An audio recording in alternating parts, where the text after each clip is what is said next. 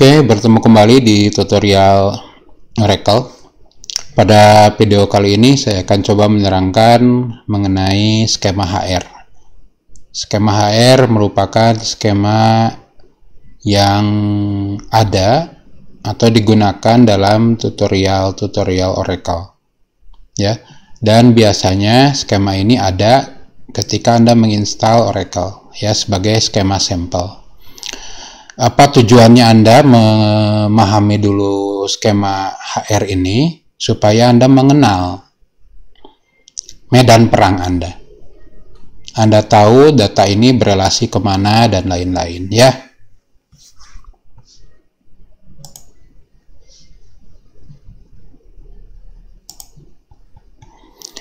Oke, saya mulai dengan membuka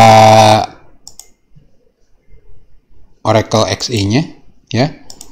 Saya masuk lewat sini. Oracle, get started. Oke. Login ke Application Express sebagai admin, sebagai user system. Saya klik login. Kemudian karena saya sudah punya workspace, saya tinggal login, ya. Saya kebetulan nama workspace saya HR. Saya tinggal isi passwordnya. Saya klik login. Oke. Nah, Anda bisa lihat di sini di SQL Workshop, ya.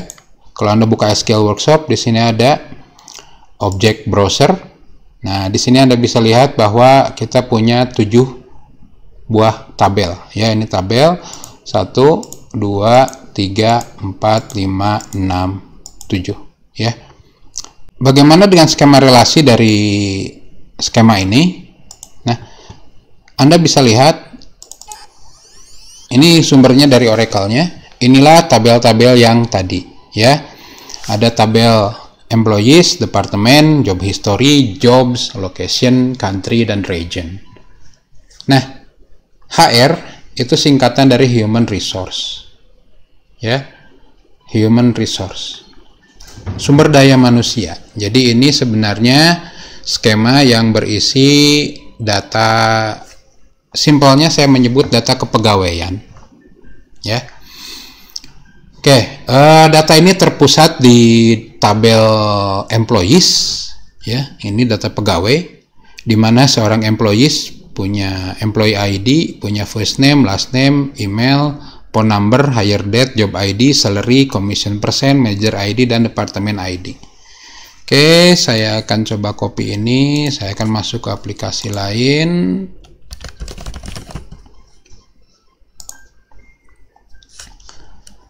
Oke.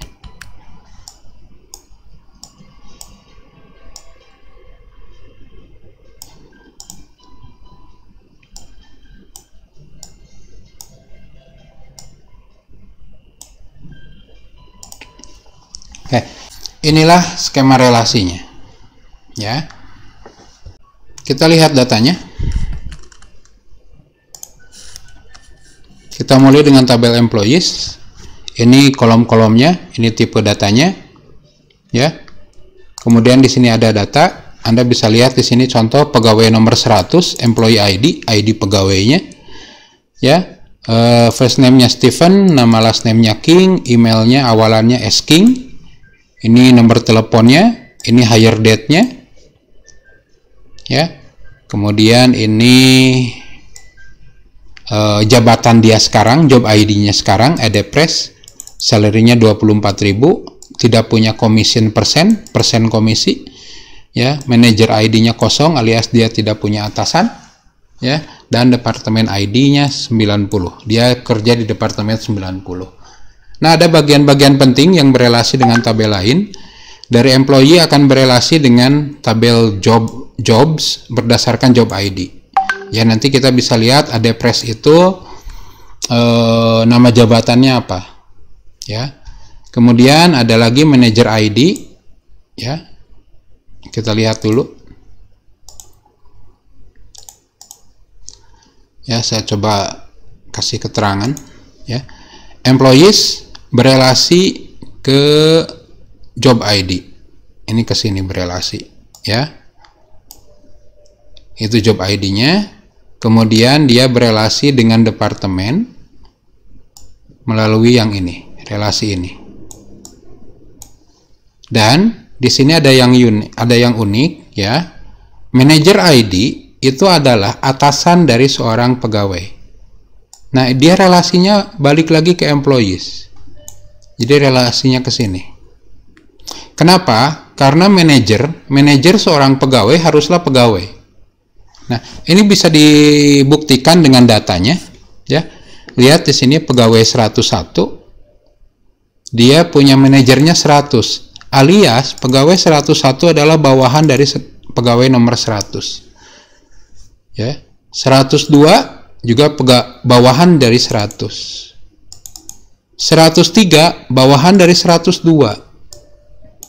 Ya, pegawai 103 itu bawahan dari pegawai 102. Berarti kita punya struktur ya. Kita punya struktur tadi 100 punya anak buah 102 dan 102 punya anak buah 103 ya. Jadi kita bisa punya susunan hierarki ya. Nah, ini Anda bisa pakai juga dalam misalkan database multi level marketing ya.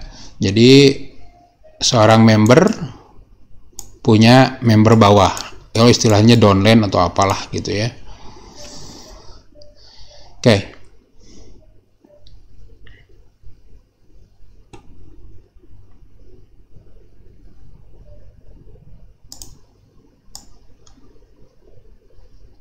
Oh, tadi oke.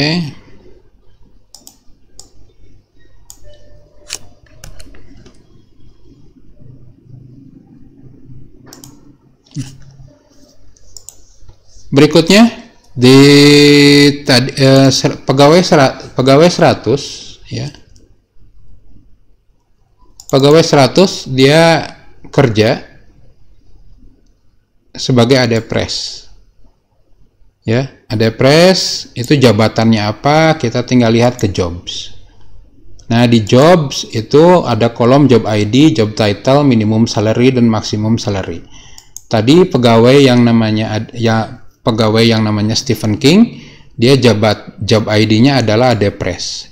Dia sebagai presiden di perusahaan tersebut.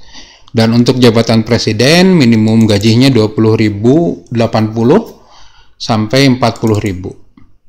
Nah, kemudian tadi pegawai yang kedua 101, pegawai 101 dia kerja sebagai ADVP.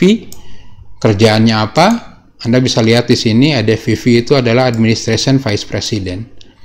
Begitu juga kalau Anda misalkan lihat yang lain di sini ada 103 Alexander Hunold ya, dia IT Prog, dia jabatannya apa? Nah, ini jabatannya IT Prog. Nah, ini IT Prog adalah programmer. Ya, ini jabatannya, ini gaji minimumnya dan gaji maksimumnya. Ya, itu relasi yang ini, ya, relasi yang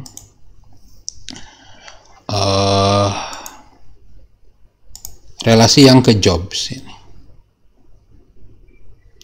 Kemudian satu lagi relasi dari employees adalah departemen, ya. Berdasarkan departemen ID nih, berdasarkan departemen ID berelasi ke departemen.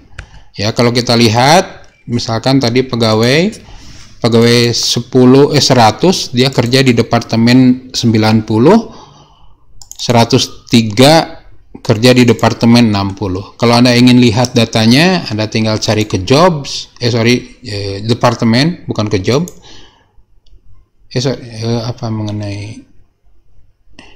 Departemen. 90 itu eksekutif, 60 itu IT.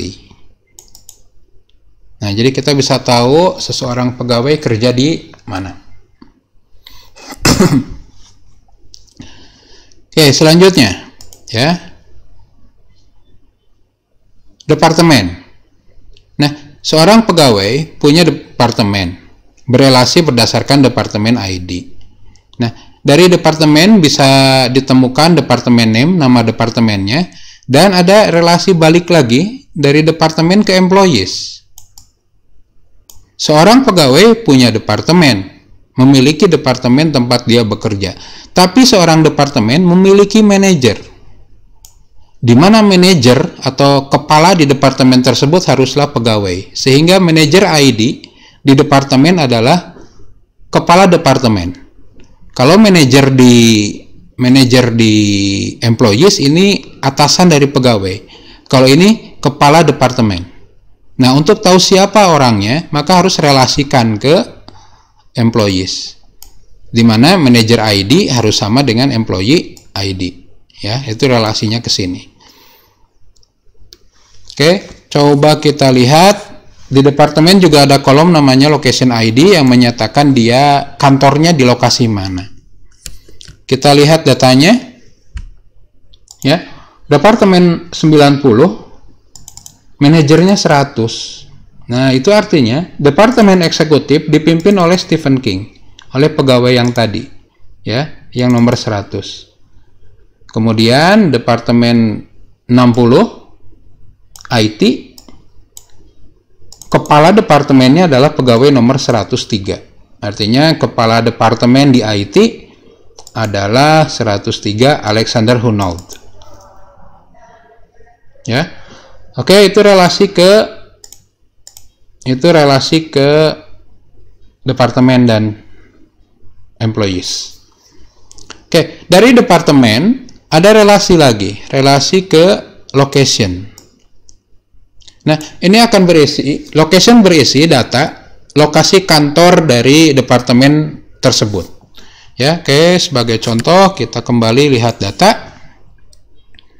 Ada departemen 60, namanya IT, manajernya 103, location-nya di 1400. Nah, kalau Anda ingin tahu lokasinya ada di mana, 1400, Anda relasikan ke tabel location. Nah, inilah location. 1400 itu ini. Ya. Location ID-nya, street address-nya, postal code-nya, kotanya, negara bagian atau provinsinya, dan negaranya. Ya. Nah, untuk negara dikodekan menggunakan country ID. Nah, dari location, Anda punya relasi ke countries kalau Anda ingin tahu nama-nama negaranya. Nah, tadi di sini ada US, ada JP, ada IT, ada CA, ada CN. Nah, kalau Anda ingin tahu negaranya, Anda tinggal lihat ke countries. Ya, CA Kanada, CN China, kemudian tadi ada US itu United States of America. Nah, kalau Anda lihat di tabel country, selain country ID dan country name, ada juga region ID. Nah, kita lihat berdasarkan country, kita bisa lihat regionnya ke tabel region berdasarkan region ID. Nah, region itu berisi wilayah tempat negara tersebut berada. Ya, sebagai contoh,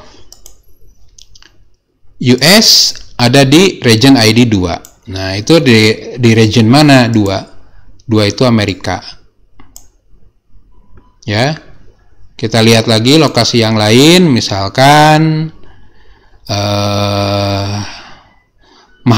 Maharashtra IN, dia ada di negara country IN itu di India itu region ID-nya 3, berarti dia berada di Asia.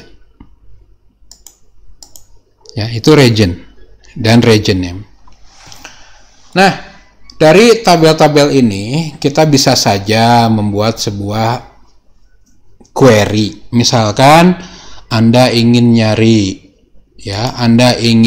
nama pegawai. Anda ingin nyari nama pegawai yang kerja sebagai programmer tapi di Asia. Nah, Anda bisa lihat ada 3 tabel yang Anda ambil, ya, employees, job, dan region.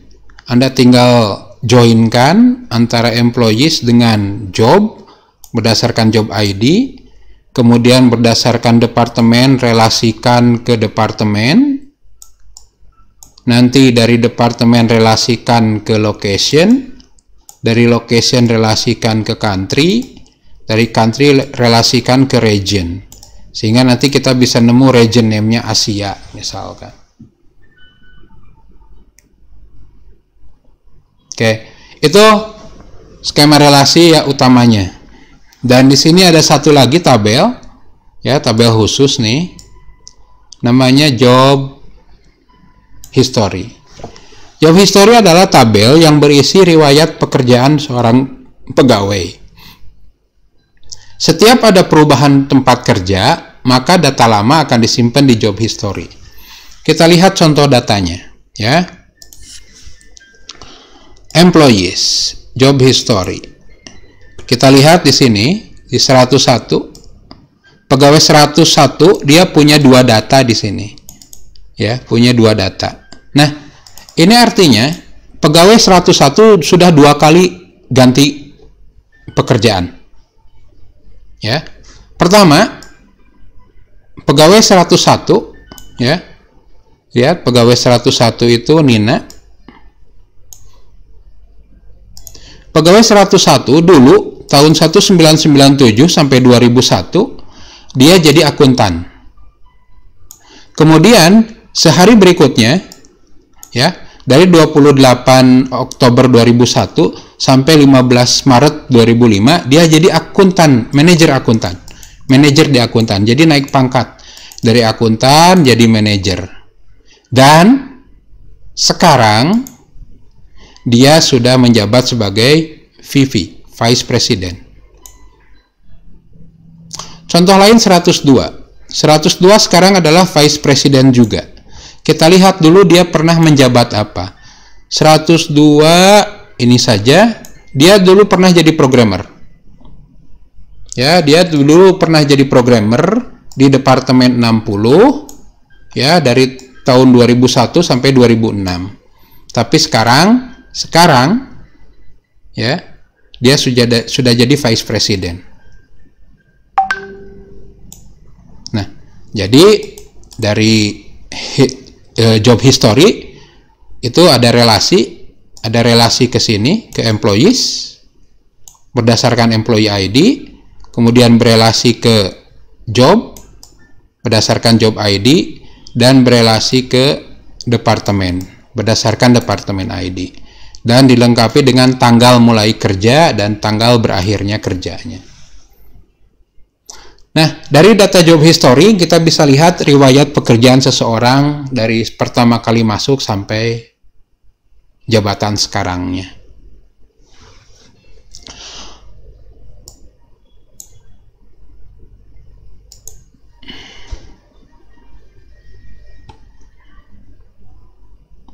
Oke.